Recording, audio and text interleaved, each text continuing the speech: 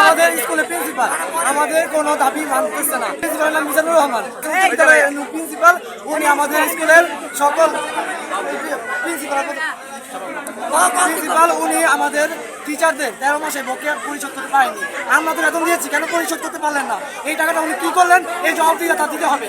উনি আমাদের দাবি মানতেছে না। উনি আমরা বলছি ওনাকে পদত্যাগ করতে।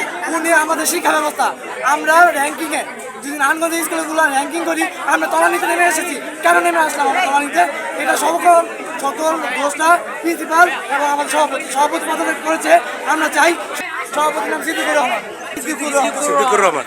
ওনারা যে আমাদের শিক্ষা ব্যবস্থা, যেমন আমরা খেলাধুলায় অংশগ্রহণ, যেমন জাতীয় পর্যায়ে খেলা হয়, জাতীয় পর্যায়ে খেলাধুলায় আমরা যখন স্কুলে আমি যাই দেখি অন্য স্কুল সকল গেছে, কিন্তু আমাদের স্কুল নেওয়া যাওয়া হয় না। কারণ আমাদের স্কুলে গেলে টাকা খরচ হবে, এই টাকা খরচের জন্য তারা নেয় না। কেন আমরা টাকা বেতন দিই না? আমাদের বেতন দিই, কেন আমাদের যোগ্য সম্মান, যোগ্য অধিকারটা আমাদের দেওয়া হবে না? আমাদের অধিকার কেন হরণ করা হবে?